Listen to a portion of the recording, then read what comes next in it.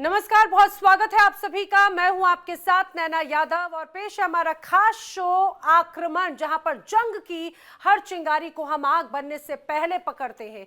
दुनिया इस वक्त किस रूप में जंग की भट्टी में तप रखी है, हर दिशा से बारूद की गंध आ रखी है और मोर्चा धधक रहा है और इन्हीं आग की लपटों से किस तरह से देश झुलस रखे हैं, बताएंगे हम आपको। 3 बड़ी तस्वीरों के साथ में दुनिया में बढ़ते तनाव का ये तस्वीरें संकेत देती हैं। कैरेबियन सागर में हालात गर्माते नजर आ रहे हैं। वेनेजुएला की गतिविधियों को देखते हुए अमेरिकी नौसेना ने अपने युद्धपोतों को हाई अलर्ट पर तैनात कर दिया है। उधर वेनेजुएला के राष्ट्रपति मादुरो भी किसी भी दबाव में आने के मूड में नहीं है। उनका कहना है कि देश की संप्रभुता पर किसी भी तरह का समझौता नहीं होगा। यानी कैरेबियन के पानी पर सैन्य मौजूदगी से तनाव की नई लहर उठ चुकी है। अब दिखाएंगे आपको दूसरी तस्वीर, जहां पर तस्वीर और भी ज्यादा जटिल हो रही है। वेनेजुएला की ओर झुकाव दिखाते हुए रूस ने खुलकर उसके समर्थन की घोषणा कर दी है। विशेषज्ञ इसे अमेरिका और रूस के बीच में सीधे सीधे तनाव में बदल सकने वाली स्थिति मानते हैं। हालांकि दोनों महाशक्तियां टकराव से बचने की बात जरूर करती रही हैं, लेकिन मैदान में तैनात हथियार और बढ़ते बयानबाजी ये संकेत देते हैं कि कूटनीतिक गलियारों में बेचैनी अपनी चरम पर है। तीसरी तस्वीर पश्चिम एशिया से। हाल ही में ईरान में भी की गई मिसाइल परीक्षण ने पूरे क्षेत्र की धड़कनें बढ़ा दी और इसी के बाद में इजरायल ने अपनी सुरक्षा तैयारियों को और भी ज्यादा धार देने की कोशिश की, रक्षा बजट में बढ़ोतरी कर दी है। क्षेत्र के जानकार ये भी मानते हैं कि ये कदम आने वाले समय में मध्य पूर्व में शक्ति संतुलन को और अस्थिर कर सकता है। यानी हालात शांत होने के बजाय और ज्यादा संवेदनशील होते नजर आते हैं। ये 3 तस्वीरें, 3 मोर्चे और दुनिया की बड़ी ताकतें एक बार फिर से टकराव की दिशा में बढ़ती नजर आती है और उम्मीद यही की जा रही है कि बातचीत और कूटनीति हालात को युद्ध तक पहुंचने से रोक पाए। वेनेजुएला और अमेरिका, इसके बीच तनातनी एक बार फिर से चरम पर है और वेनेजुएला ने अपनी सीमाओं पर सैन्य तैनाती और भी ज्यादा बढ़ा दी है और राजधानी कराकस में हाई लेवल सुरक्षा बैठकें भी लगातार जारी हैं। सरकार का दावा है कि वो हर स्थिति से निपटने के लिए पूरी तरह से तैयार है। उधर अमेरिकी नौसेना की कैरिबियन में बढ़ती मौजूदगी को वेनेजुएला सीधे दबाव की राजनीति के तौर पर लगातार इसे देखता है। विशेषज्ञों का मानना है कि ये टकराव अगर कूटनीति के रास्ते में नहीं लौटा तो क्षेत्र में तनाव खतरनाक मोड़ ले सकता है। फिलहाल दुनिया की निगाहें इस बात पर टिकी है कि क्या दोनों पक्ष बातचीत की मेज पर लौटेंगे या ये विवाद और गहराएगा।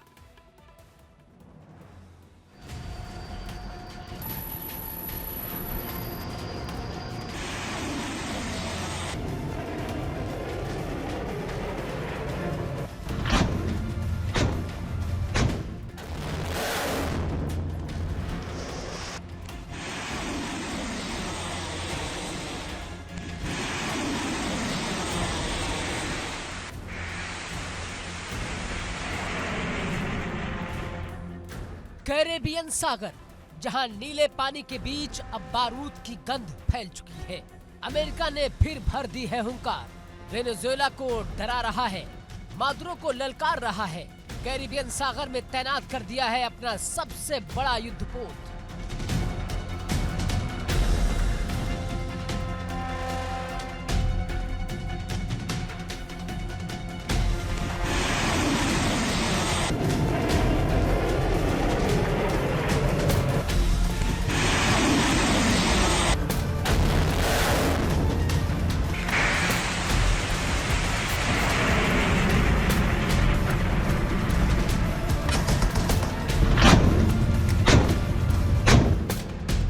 अटलांटिक की लहरों पर अब लहरा रही है यूएस बतान, अमेरिका का वो ताकतवर असाल्ट शिप जो पलक झपकते ही दुश्मन देश में तबाही मचा सकता है।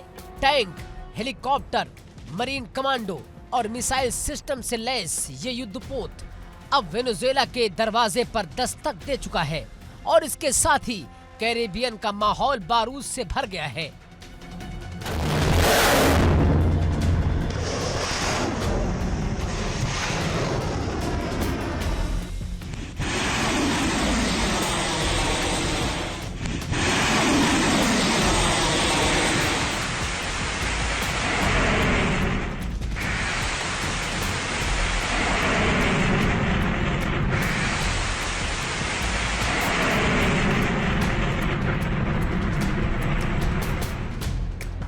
अमेरिका और वेनेजुएला के बीच तनातनी नई नहीं है, लेकिन इस बार हालात पहले से कहीं ज्यादा खतरनाक हैं, क्योंकि इस बार ट्रंप ने आदेश दिया है कि अमेरिकी नेवी हर स्थिति के लिए तैयार रहे। ट्रंप प्रशासन अलर्ट है तो मादुरो की सरकार हिल चुकी है। कैरिबियन के आसमान में अब अमेरिकी ड्रोन लगातार गश्त कर रहे हैं और तट पर अमेरिकी सबमरीन तैनात हैं। वेनेजुएला के राष्ट्रपति निकोलस मादुरो जानते हैं अमेरिका अगर आगे बढ़ा तो उनके शासन का तख्त भी हिल सकता है।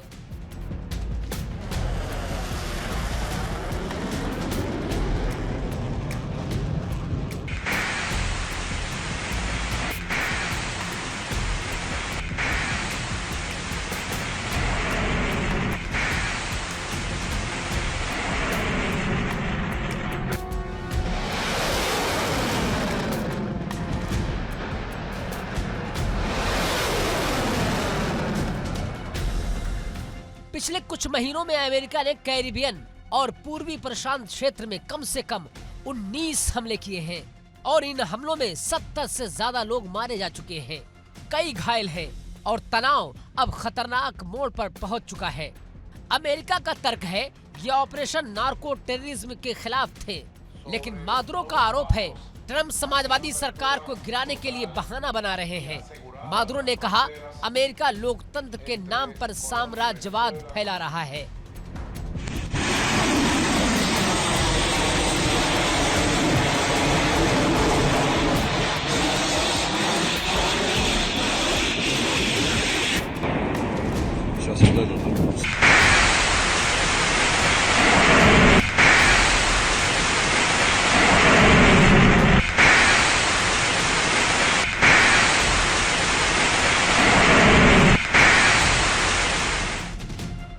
विशेषज्ञों का कहना है कि अमेरिका कैरिबियन में सिर्फ पावर शो नहीं कर रहा, बल्कि ये एक स्ट्रेटेजिक ब्लॉकेड है, यानी चारों तरफ से वेनेजुएला को घेरने की तैयारी है। एक तरफ समुद्री रास्ते पर अमेरिकी जहाज, दूसरी ओर एयरबेस पर तैनात फाइटर जेट्स और तीसरी ओर आर्थिक प्रतिबंधों का शिकंजा। अमेरिका का मकसद साफ है, वेनेजुएला की सप्लाई लाइंस काटो, फिर राजनीतिक अस्थिरता बढ़ाओ और आखिर में मादुरो की कुर्सी हिला दो। यानी ये सिर्फ ताकत नहीं, रणनीति का प्रदर्शन भी है।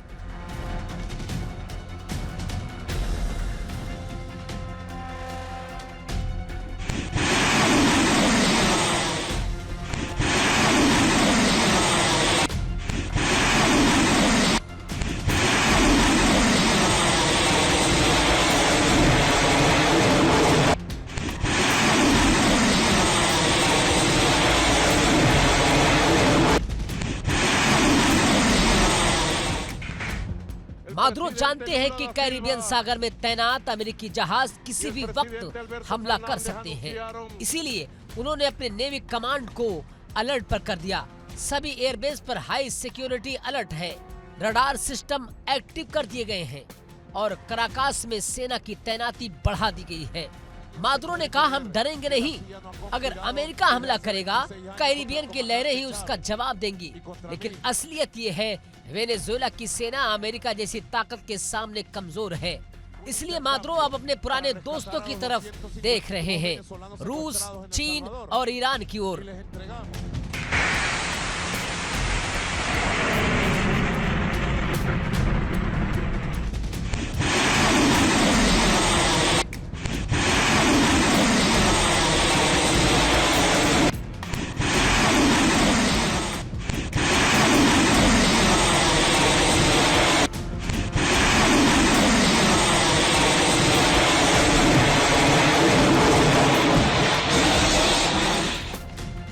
मादुरो की मदद के लिए रूस ने आवाज उठाई है। मॉस्को ने कहा कैरिबियन सागर में किसी भी देश की संप्रभुता का उल्लंघन अस्वीकार्य है। चीन ने भी अमेरिका को चेताया, तनाव बढ़ाने वाले कदमों से बचो। ईरान ने तो आगे बढ़कर कहा अगर अमेरिका हमला करता है तो ये साम्राज्यवाद का खुला प्रदर्शन होगा। कैरिबियन की इस जंग पर अब दुनिया की 3 बड़े देश अपनी पैनी नजर गड़ाए बैठे हैं। रक्षा विशेषज्ञ चेतावनी देते हैं कि अगर अमेरिका ने वेनेजुएला पर हमला किया तो पूरा लैटिन अमेरिका आग में झुलस सकता है। तेल की सप्लाई पर असर पड़ेगा, व्यापार मार्ग ठप होंगे और कैरिबियन सागर नई खाड़ी युद्ध बन सकता है।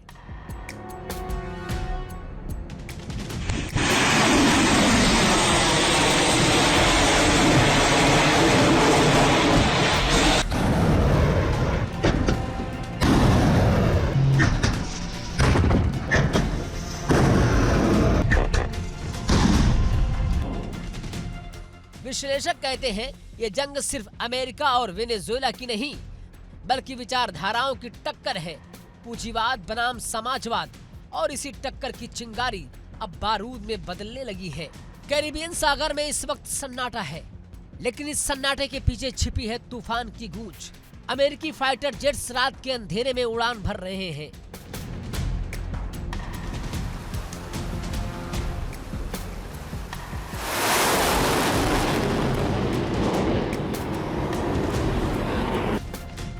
सबमरीनें गहराइयों में गश्त कर रही हैं और वेनेजुएला के तट पर अब लगातार सायरन बज रहे हैं।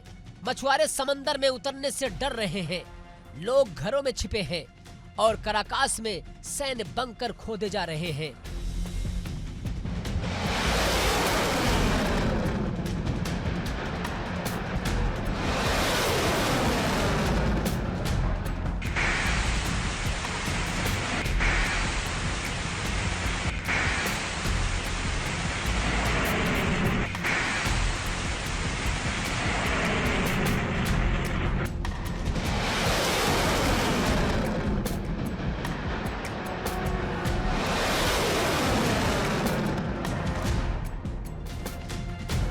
हर कोई जानता है अगर जंग शुरू हुई तो इसका अंजाम भयानक होगा। लेकिन सबसे बड़ा सवाल, क्या अमेरिका सचमुच मादुरो पर हमला करने की तैयारी में है? सूत्रों के मुताबिक अमेरिकी रक्षा मंत्रालय के पास 3 विकल्प तैयार हैं। पहला, सीमित एयर स्ट्राइक, दूसरा नौसैनिक ब्लॉकेड और तीसरा सीधा शासन परिवर्तन का ऑपरेशन। हालांकि व्हाइट हाउस ने इसे संभावनाओं तक सीमित बताया है, लेकिन जिस तरह से यूएसएस को तैनात किए गए हैं वो सब कुछ कह देता है, क्योंकि अमेरिका जब जहाज भेजता है तो उसका मतलब होता है कुछ बड़ा होने वाला है।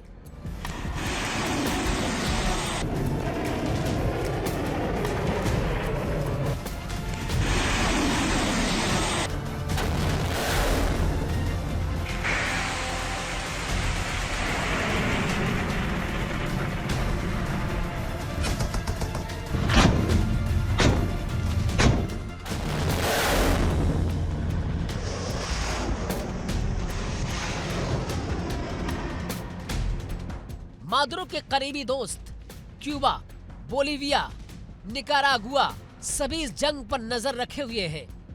क्यूबा ने कहा अगर वेनेजुएला पर हमला हुआ तो पूरा लैटिन अमेरिका भड़क जाएगा। निकारागुआ ने भी अमेरिका को चेताया, इस बार कैरिबियन चुप नहीं बैठेगा।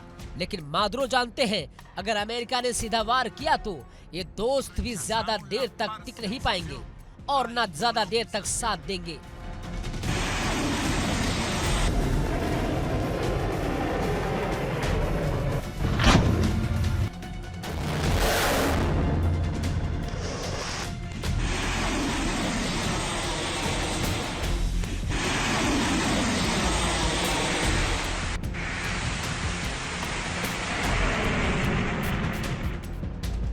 अब कैरिबियन सागर पर मंडरा रहा है युद्ध का साया।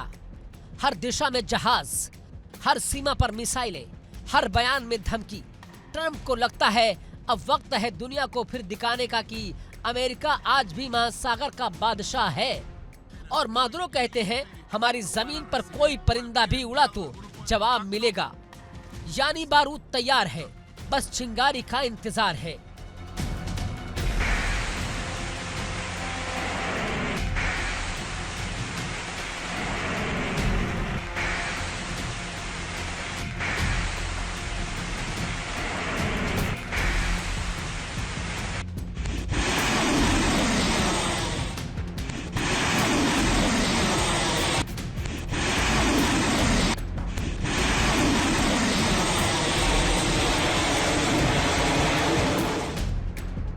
समंदर की लहरें शांत दिख रही हैं, लेकिन इस शांति में छिपा है तूफान।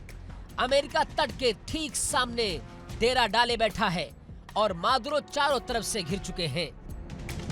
अब सवाल सिर्फ इतना है, क्या अमेरिका हमला करेगा या फिर ये सिर्फ ताकत का प्रदर्शन है? एक बात तय है, अगर गोली चली तो इस बार आग सिर्फ कैरिबियन में नहीं, पूरी दुनिया में भड़केगी। Bureau report, India daily.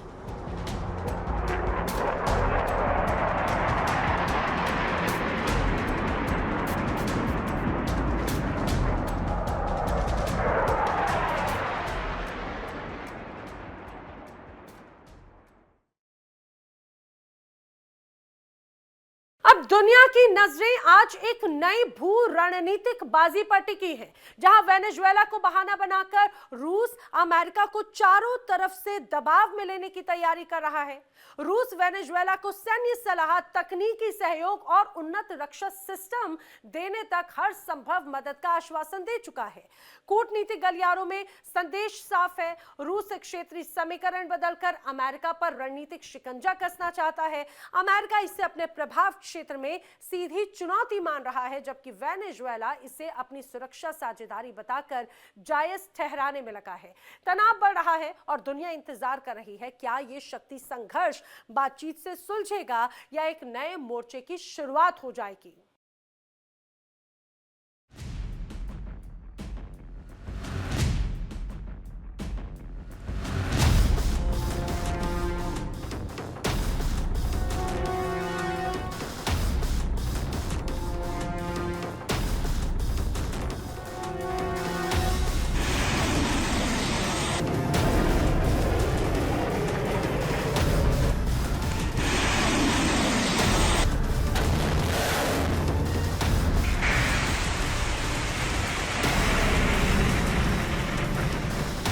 Caribbean सागर अब लहरों से नहीं, मिसाइलों से दहकने वाला है, क्योंकि अमेरिका ने कह दिया है कि हद में रहो मादुरो, वरना रौंद दिए जाओगे। और इस धमकी के बाद अब सिर्फ 46 किलोमीटर दूरी पर है एक खूनी टकराव।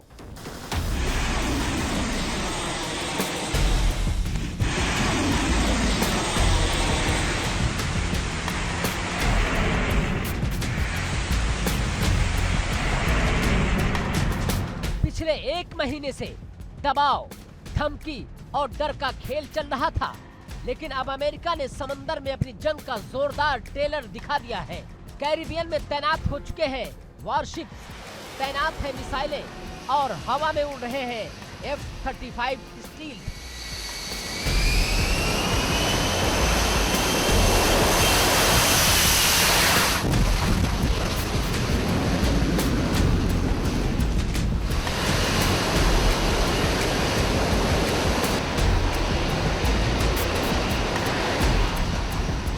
रिको में अमेरिका ने 10 F-35 जेट्स तैनात कर दिए हैं।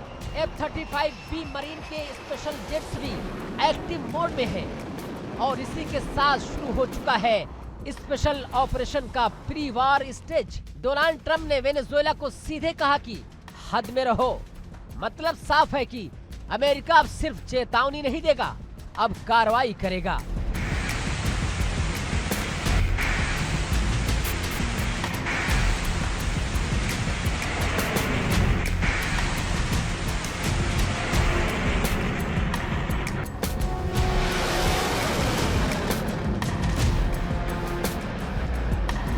लेकिन वेनेजुएला के राष्ट्रपति निकोलस मादुरो भी कहां डरने वाले। उन्होंने दो टूक लहजों में कहा कि हम किसी भी हमले के लिए तैयार हैं, अमेरिका भी अपने हद में रहे। मादुरो का दावा है कि उनकी एयर डिफेंस मिसाइलें स्टैंड बाय हैं और अगर अमेरिका आगे बढ़ा तो जवाब करारा मिलेगा।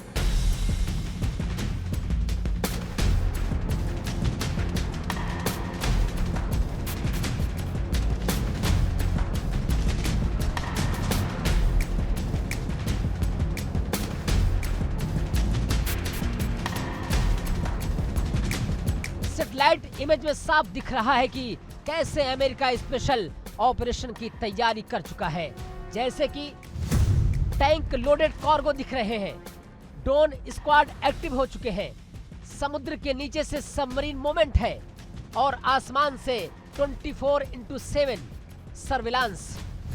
अमेरिका की मिसाइलों और वेनेजुएला की राजधानी के बीच जंग शुरू होने में सिर्फ 46 किलोमीटर की दूरी ही बची है।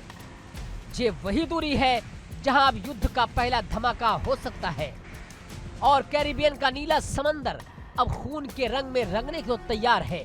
जंग के जो लक्षण दिख रहे हैं वो है अमेरिका ने वॉरशिप भेज दिए हैं, जेट्स तैनात कर दिए हैं, ड्रोन रूट बदले जा चुके हैं, कम्युनिकेशन ब्लॉक किए जा चुके हैं।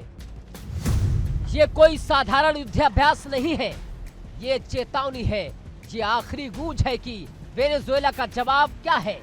हम डरते नहीं हैं, हम लड़ेंगे और जरूरत पड़ी तो अमेरिका को पछाड़ेंगे।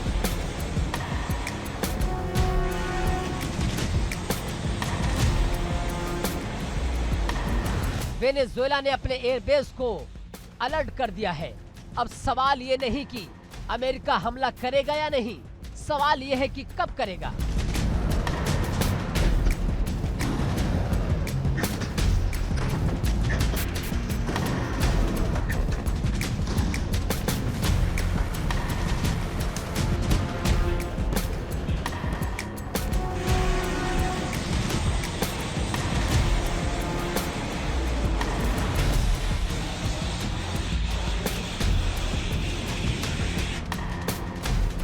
अब अमेरिका पीछे नहीं हटेगा और वेनेजुएला झुकेगा नहीं तो तय है, बारूद गिरेगा, मिसाइलें चलेंगी और कैरिबियन सागर जल उठेगा।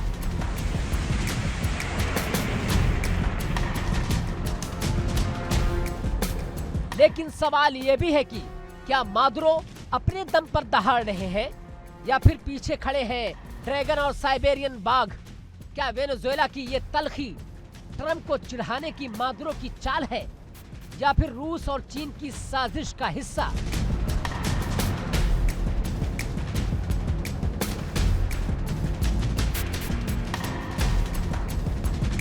असल में मादुरो को पता है कि अकेले अमेरिका से भिड़ना खुदकुशी है, लेकिन फिर भी वेनेजुएला अमेरिका के सामने सीना तान कर खड़ा है।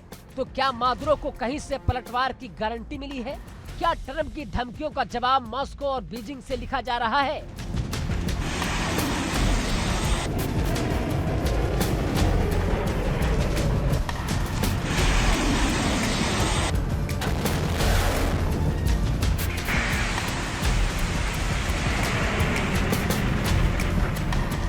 रूस जो यूक्रेन में अमेरिका को टक्कर दे रहा है, अब कैरिबियन में नया मोर्चा खोलना चाहता है, क्योंकि रूस जानता है कि अमेरिका की कमर वही तोड़ो जहां उसका रडार नहीं घूम रहा है और वेनेजुएला वो जगह है जहां से अमेरिका के दरवाजे पर दस्तक दी जा सकती है। पिछले 1 साल में रूस ने वेनेजुएला की खुलकर मदद की है। रूस ने वेनेजुएला को उधारी पर क्रूड रिफाइनिंग टेक्नोलॉजी दी है। वेनेजुएला ने रूस के साथ डिफेंस डील की है। रूस ने S-300 सिस्टम को टेस्टिंग के लिए भेजा गया। रूस की रोसनेफ्ट कंपनी वेनेजुएला में ऑयल फील्ड्स चला रही है। चीन जो सीधे मैदान में नहीं आता लेकिन साजिशों के पर्दे पीछे से खींचता है। चीन ने वेनेजुएला को $60 अरब का कर्ज दे रखा है और बदले में मिला है तेल, सोना और रणनीतिक दोस्ती।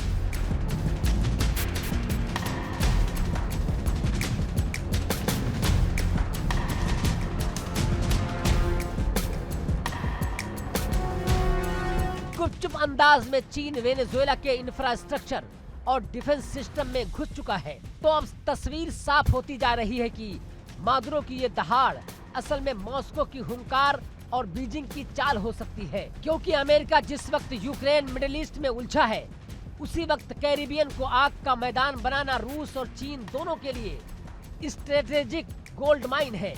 अमेरिका को घेरने की एक थ्योरी भी है, पहले यूक्रेन फिर ताइवान, अब कैरिबियन।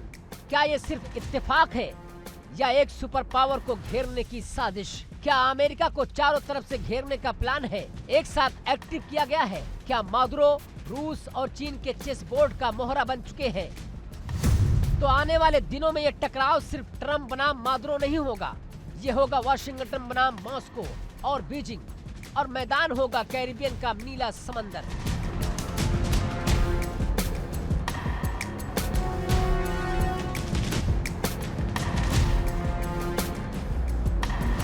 ऐसे में जंग अब सीमाओं से नहीं, इरादों से लड़ी जा रही है।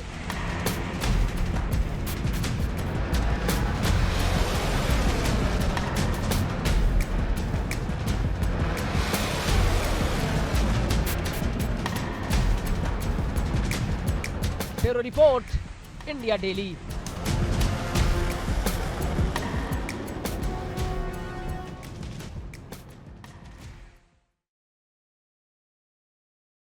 रूस ने एक बार फिर से यूक्रेन को जंग के मलबे में बदल दिया। खार्किव और ज़ैपोरिज़िया दोनों शहरों में रूस ने आग बरसा दी। रात भर मिसाइलें और ड्रोन बरसते रहे और सुबह जब धुआं छटा तो सिर्फ मलबा, लाशें और सन्नाटा बचा हुआ था। रूस की यह बमबारी अब आम हो चली है। हर दिन, हर रात किसी ना किसी शहर पर हमला है। खार्किव में रिहायशी इलाके जल उठे तो ज़ैपोरिज़िया में सैन्य डिपो पूरी तरह से राख बन चुका है। यूक्रेन ने कहा है कि ये सिर्फ हमला नहीं बल्कि आतंक है, लेकिन रूस का कहना है कि हम अब नहीं रुकेंगे। यानी जंग की आग फिर भड़क चुकी है और इस बार लपटें और भी ऊंची हैं।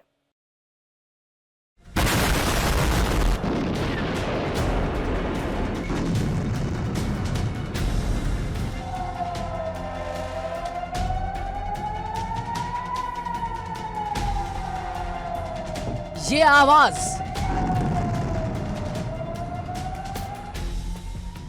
ये सायरन, ये धुआं, ये आग, फिर से वही तस्वीर, वही डर, वही जंग का मंजर।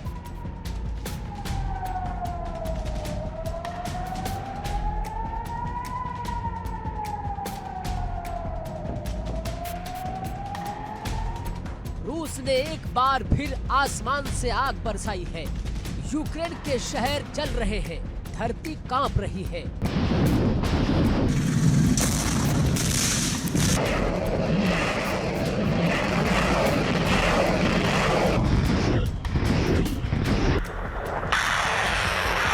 खार्किव से ज़ैपोरिज़िया तक चारों तरफ सिर्फ बम और बस बम। यूक्रेन का दूसरा सबसे बड़ा शहर खार्किव, जहां कभी ट्रॉम की घंटियां बजती थी, अब मिसाइल अलार्म गूंजते हैं।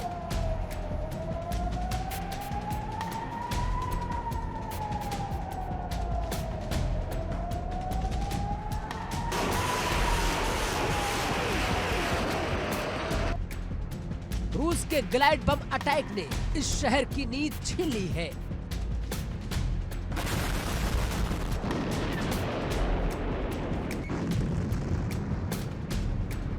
देर रात आसमान से बम गिरे, पलक झपकते ही पूरी कॉलोनी मलबे में तब्दील हो गई। चश्मदीद बताते हैं कि पहला धमाका इतनी जोर का था कि खिड़कियों के शीशे कई किलोमीटर तक टूट कर गिर गए। फिर दूसरा बार, जिसने आग का दरिया फैला दिया। सरकारी आंकड़े कह रहे हैं कि एक शख्स की मौत, कई घायल, लेकिन जमीन पर हालात देखकर लगता है ये गिनती बहुत छोटी है।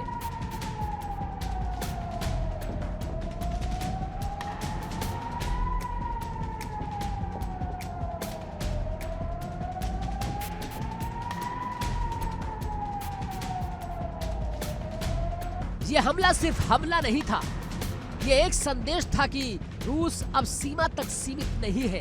अब वो शहरों के दिल पर निशाना साध रहा है। अब बात उस हथियार की जिसने यूक्रेन के आकाश को नरक में बदल दिया, ग्लाइड बम। रूस का नया विनाशक औजार।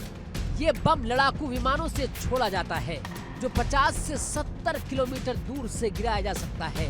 एक बार छोड़े जाने के बाद ये बम खुद फिसलकर जीपीएस की मदद से अपने लक्ष्य तक पहुंचता है। कहने को ये बम पुराने हैं, लेकिन अब इन्हें स्मार्ट बना दिया गया है। सिर्फ 2 मिनट में पूरी इमारत उड़ा सकते हैं, वो भी बिना पायलट के खतरे में पड़े।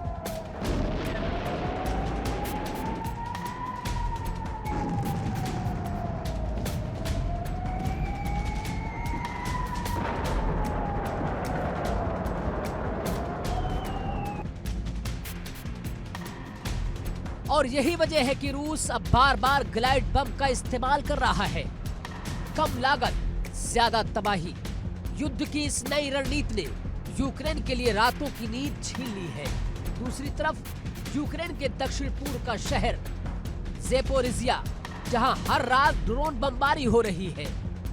अगर खार्किव में ग्रेनेड बम गिर रहे हैं तो ज़ेपोरिज़िया पर शायद ड्रोन बरस रहे हैं।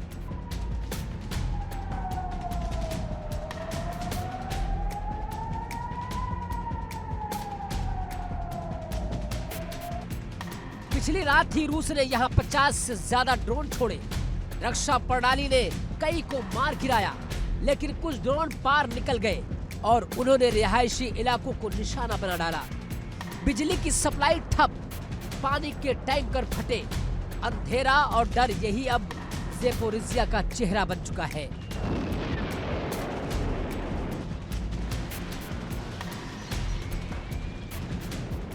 यहाँ अब कोई रात शांति से नहीं बीतती।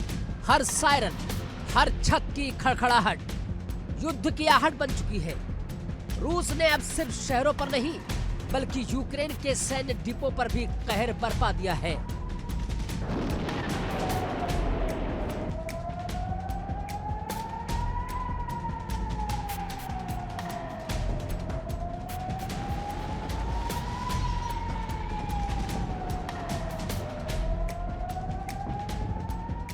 पूर्वी यूक्रेन में कई म्यूनिशन डिपो पूरी तरह से तबाह हो गए।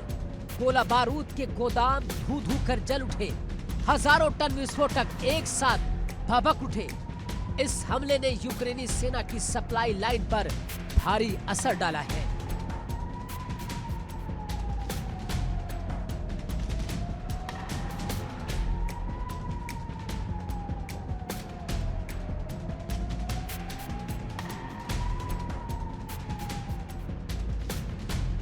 रूस का लक्ष्य साफ है, सिर्फ हमला नहीं बल्कि रसद व्यवस्था को तोड़ना।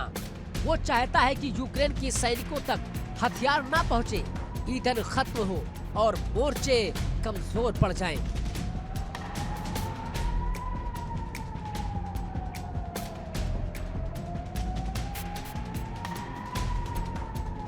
ये रणनीति धीरे धीरे असर दिखा रही है। यूक्रेनी सेना ने माना कि कई फ्रंट पर गोला बारूद की कमी हो रही है, यानी रूस ने सप्लाई चौक की जंग शुरू कर दी है।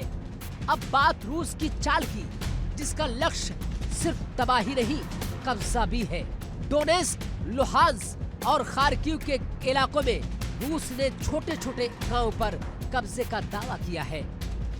यूक्रेन कहता है कि ये प्रचार है, लेकिन रूस की सेना लगातार आगे बढ़ रही है। जहां पहले दिन में 2-3 हमले होते थे, अब 24 घंटे में 50 से ज्यादा बारूद बरसाया जा रहा है। रूस की रणनीति साफ है, धीरे धीरे टुकड़ों में हर मोर्चे को कमजोर करना और फिर कह देना ये इलाका हमारा है।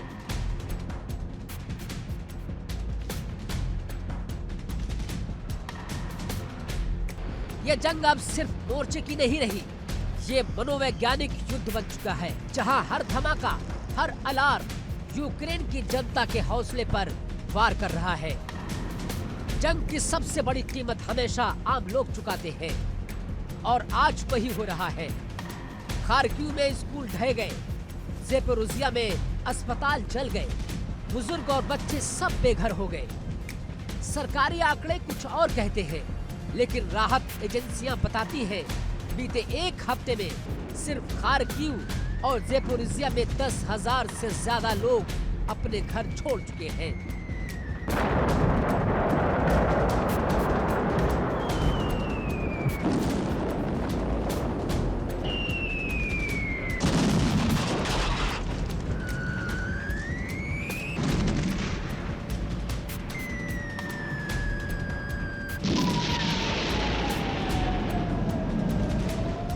हर सायरन के साथ लोग बंकरों की ओर भागते हैं। हर सुबह नई खबर, फिर हमला हुआ, हर रात वही डर, अब अगला कहां गिरेगा। जिन गलियों में कभी बच्चों की हंसी गूंजती थी, अब वहां सिर्फ सायरन की आवाज है।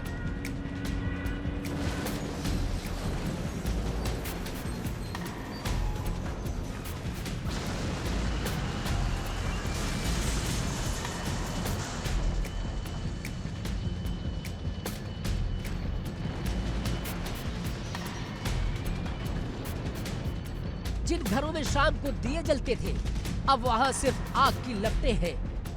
दुनिया देख रही है, लेकिन दुनिया खामोश है। यूएन से लेकर नेटो तक सब बयान दे रहे हैं, लेकिन हालात बदल नहीं रहे। यूक्रेन लगातार पश्चिम से मदद की गुहार लगा रहा है। ज्यादा एयर डिफेंस सिस्टम, ज्यादा लंबी दूरी के हथियार, लेकिन रूस की मिसाइलें हर दीवार पार कर जा रही है। अमेरिका और यूरोप कह रहे हैं कि हम साथ हैं, पर सवाल ये है कि कब तक सिर्फ शब्दों से जंग लड़ी जा सकती है।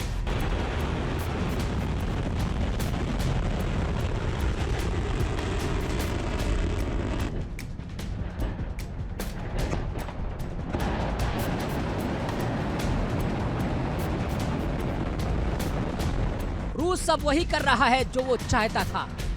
धीरे धीरे यूक्रेन के चारों तरफ घेरा कसना, ग्लाइड बम और ड्रोन अटैक के जरिए वो यूक्रेन के एयर डिफेंस को कमजोर कर रहा है।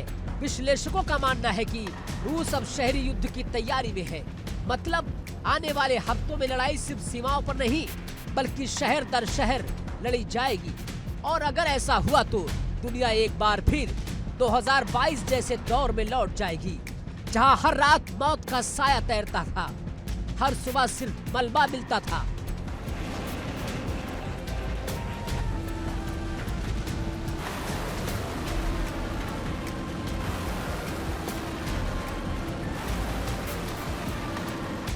खार्किव का मलबा, ज़ेपोरिज़िया का धुआं, ये सिर्फ जंग नहीं, इंसानियत की हार है।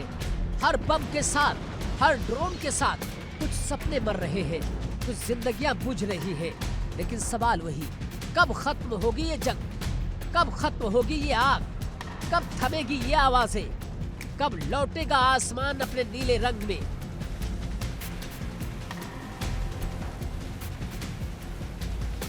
रूस की गोलीबारी जारी है, यूक्रेन की जंग जारी है, और दुनिया बस देख रही है, क्योंकि इस जंग का कोई विजेता नहीं, सिर्फ पीड़ित है।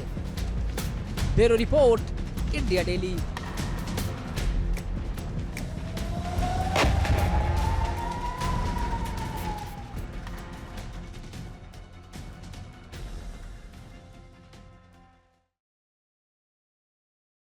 मध्य पूर्व में तनाव एक बार फिर से बढ़ता हुआ नजर आता है। इजरायल ने सुरक्षा चुनौतियों का हवाला देते हुए अपना रक्षा बजट एक बार फिर से बढ़ा दिया है, और इस कदम के बाद में ईरान में राजनीतिक और सैन्य हलचल और भी ज्यादा तेज हो गई है। ईरान इस पूरे फैसले को सीधे सीधे अपने खिलाफ बढ़ती तैयारी के तौर पर देख रहा है। दोनों देशों के बीच में पहले से मौजूद अविश्वास इस पूरे बजट वृद्धि ने इसको और भी ज्यादा गहरा कर दिया है। विशेषज्ञ मानते हैं कि अगर ये तनाव कूटनीति की ओर नहीं मुड़ा तो पूरे क्षेत्र में अस्थिरता और बढ़ सकती है।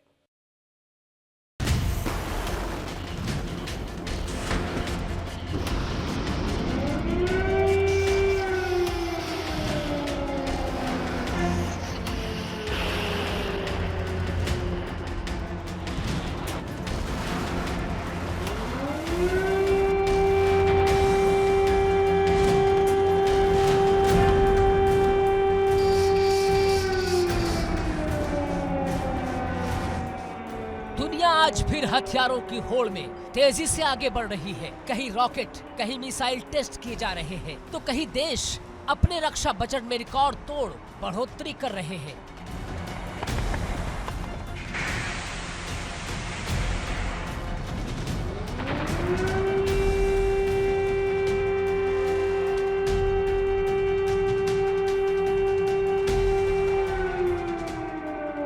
और अब इस वैश्विक तनाव के बीच इजराइल ने भी अपने रक्षा बजट में बेतहाशा इजाफा करने का ऐलान किया है।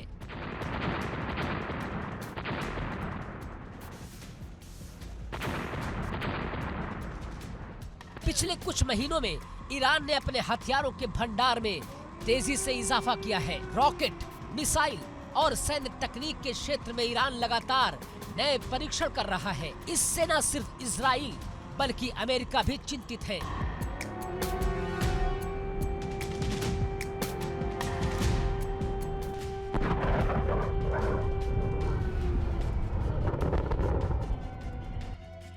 नेतन्याहू ने इस बढ़ते खतरे को लेकर देशवासियों को आगाह किया है। उनका कहना है कि ईरानी मिसाइलों का खतरा बढ़ता जा रहा है और इजराइल को हर स्थिति के लिए तैयार रहना होगा। रक्षा विशेषज्ञों का कहना है कि इजराइल का ये कदम सिर्फ सुरक्षा की जरूरत नहीं बल्कि एक रणनीतिक संकेत भी है। संयुक्त राष्ट्र अमेरिका समेत पश्चिमी देश भी इस क्षेत्रीय तनाव को गंभीरता से ले रहे हैं। विशेषज्ञों के मुताबिक ईरान के पास अब इंटरमीडिएट रेंज मिसाइलों की संख्या में जबरदस्त इजाफा हो चुका है।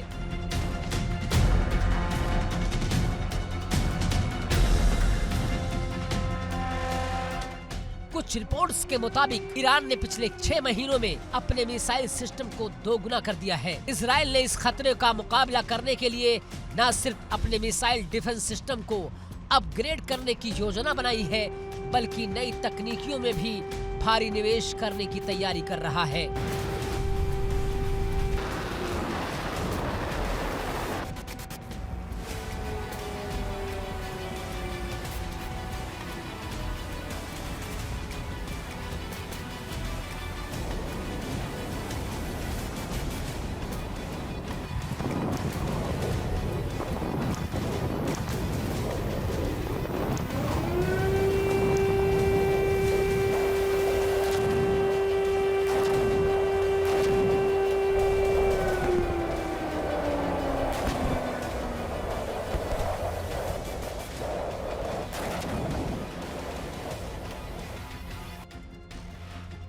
नेतन्याहू की सरकार का कहना है कि ये कदम इजराइल की सुरक्षा को सुनिश्चित करने के लिए जरूरी है।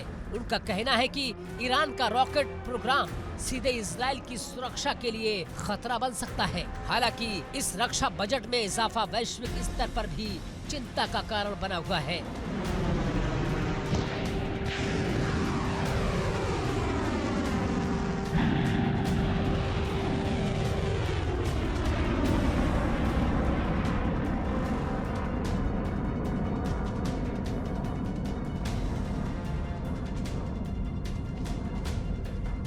विशेषज्ञ कहते हैं कि अगर इसी तरह हथियारों की होड़ बढ़ती रही तो क्षेत्रीय तनाव और भी गहरा सकता है। इजराइल हमेशा अपने पड़ोसियों की सैन्य गतिविधियों पर नजर रखता है। ईरान के मिसाइल टेस्ट इस क्षेत्र में अस्थिरता को बढ़ा सकते हैं। इजराइल ने अपने एंटी मिसाइल सिस्टम आयरन डोम को भी अपग्रेड करने का ऐलान किया है। इस सिस्टम की मदद से शॉर्ट रेंज मिसाइलों और ड्रोन हमलों से निपटना आसान हो जाएगा।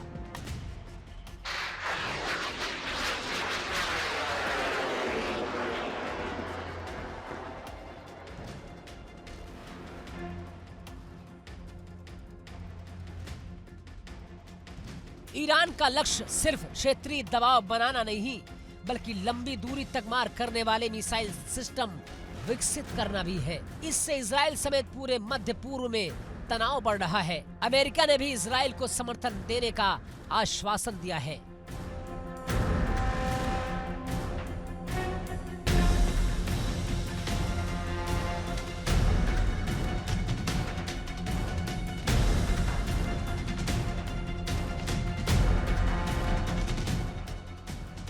अमेरिकी रक्षा विभाग की रिपोर्ट में कहा गया कि क्षेत्र में अस्थिरता के बीच इजराइल की सुरक्षा पहली प्राथमिकता होनी चाहिए। रक्षा बजट बढ़ाने का मतलब सिर्फ नए हथियार खरीदना नहीं, इसमें इंटेलिजेंस नेटवर्क, साइबर डिफेंस और उन्नत टेक्नोलॉजी का विकास भी शामिल है।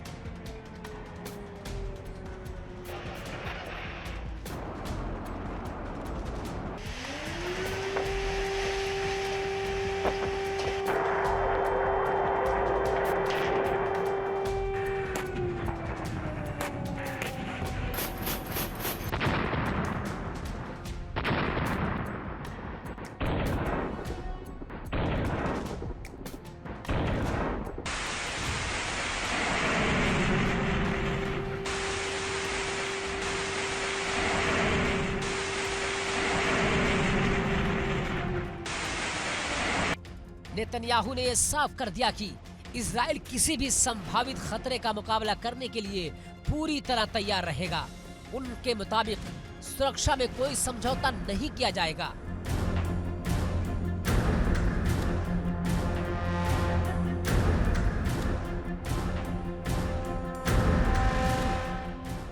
विश्लेषक तो यहाँ तक मानते हैं कि इजराइल की ये तैयारी ईरान को किसी भी संभावित हमले से रोकने की कोशिश भी है। ये कदम इसलिए भी है क्योंकि पिछले साल ईरानी मिसाइलों के हमले के कई संकेत सामने आए थे। हालांकि कुछ आलोचक कहते हैं इस तरह के बजट इजाफे से क्षेत्रीय शांति पर नकारात्मक असर पड़ सकता है। सैन्य खर्च में बढ़ोतरी का मतलब अक्सर प्रतिद्वंदियों के लिए जवाबी कदम भी होता है, लेकिन नेतन्याहू का दावा है कि इजराइल का उद्देश्य सिर्फ अपनी रक्षा करना है। वो बार बार कहते हैं कि ईरान की आक्रामक नीतियों के सामने इजराइल को खुद को मजबूत करना ही होगा।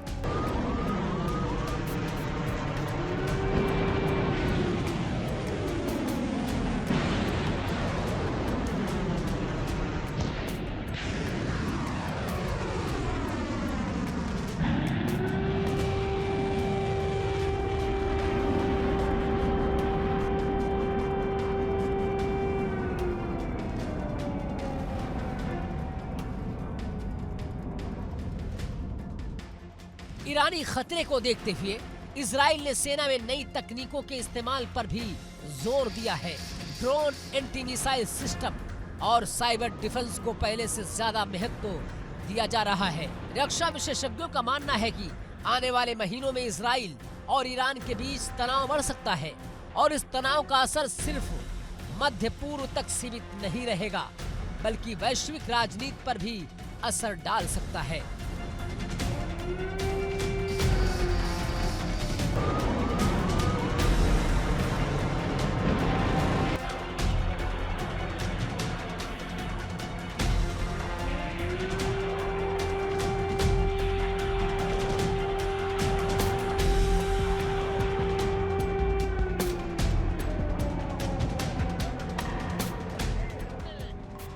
अमेरिका ने चेतावनी दी है कि ईरान के मिसाइल प्रोग्राम पर अंतर्राष्ट्रीय निगरानी बनी रहे, लेकिन अमेरिका और इजराइल की ये योजना इस क्षेत्र में हथियारों की होड़ को और तेज कर सकती है। इजराइल की सुरक्षा नीति अब पूरी तरह सक्रिय रक्षा पर आधारित है, यानी खतरे को पहले पहचान कर उसे नष्ट करने की रणनीति अपनाई जा रही है।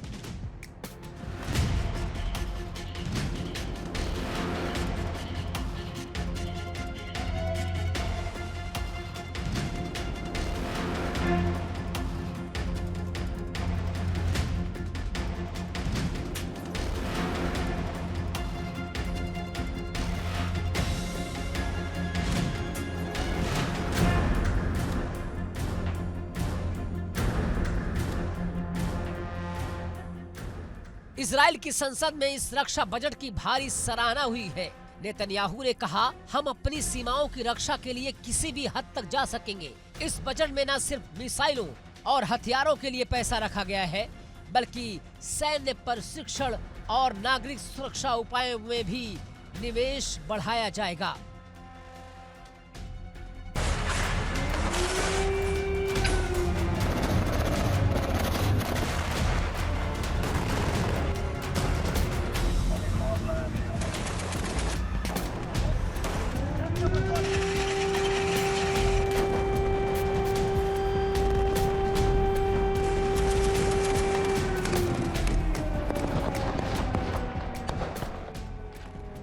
इजराइल की रणनीति ईरानी मिसाइल खतरों का जवाब है, लेकिन इसका असर पूरे मध्य पूर्व पर पड़ेगा। सवाल ये है कि क्या इजराइल की ये तैयारी ईरान को किसी हमले से रोकेगी या क्षेत्रीय तनाव को और बढ़ा देगी? विशेषज्ञों का कहना है कि भविष्य में ये देखना बेहद जरूरी होगा कि ये हथियारों की होड़ कहां तक जाती है। इजराइल और ईरान के बीच बढ़ता तनाव सिर्फ सैन्य नहीं, बल्कि राजनीतिक और आर्थिक दृष्टिकोण से भी चुनौतीपूर्ण साबित हो सकता है।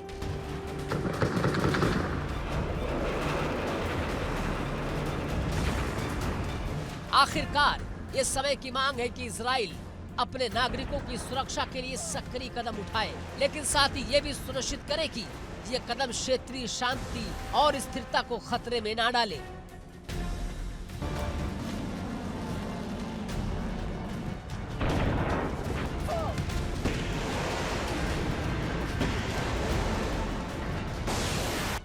बहरहाल दुनिया की नजर अब इस ओर है कि इजराइल कैसे ईरानी मिसाइल खतरे का सामना करता है। क्या ये रक्षा बजट क्षेत्रीय तनाव को कम करेगा या बढ़ाएगा, ये आने वाला फिलहाल वक्त बताएगा। Bureau report, India daily.